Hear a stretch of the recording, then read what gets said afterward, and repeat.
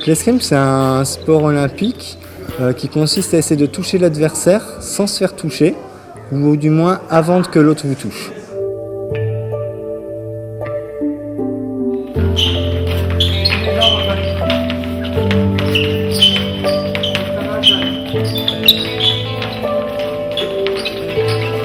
L'épée, c'est la deuxième arme qui est arrivée. L'origine, c'est l'arme de duel. Donc là, ça ne servait plus à faire la guerre. C'était pour se rendre justice. Il y avait des duels pour des raisons diverses. Il y a des gens qui avaient intérêt à s'entraîner. Par exemple, les journalistes avaient souvent une salle d'armes dans leur cabinet pour avoir une bonne réputation d'escrimeur, pour éviter d'être provoqués en duel.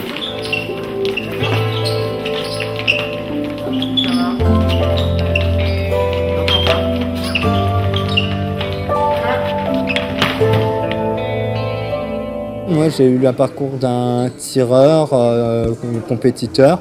J'étais aux alentours de 100 ou 80e français pendant plusieurs années. Donc, j'ai commencé l'escrime, j'avais 11 ans, à l'entrée au collège. J'ai jamais arrêté depuis.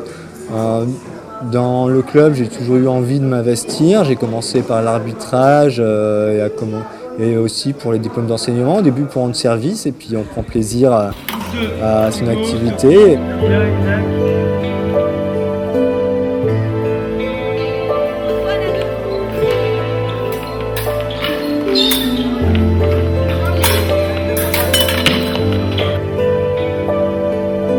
En fait, c'est un escrimeur d'ici qui s'appelle Raphaël et avec qui ça fait très longtemps, depuis mon enfance, que je le connais, avec ses parents. Et ses parents m'ont proposé d'essayer un nouveau loisir dès que je suis venue en France. Et alors j'ai fait une heure d'essai, ça m'a bien plu et je me suis dit d'abord je commence comme loisir. Et maintenant je viens dans ma 3e année et ça devient un peu comme une passion pour moi.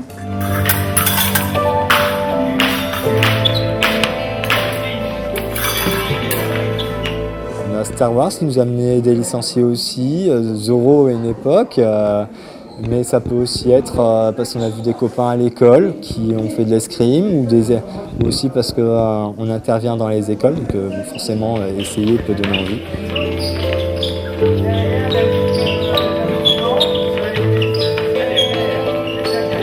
On ne peut pas dire d'un enfant qui a 7-8 ans ce sera un champion.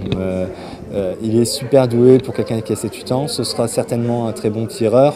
Après pour le niveau, il y a des paliers, il y a des barrières et avant d'arriver sur ces paliers, on ne peut pas savoir si ça va forcément les franchir.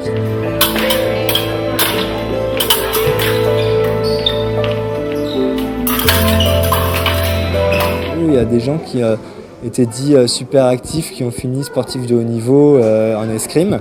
Et on a des gens au contraire qui peuvent être très calmes, réservés et qui vont justement exploser sur la piste.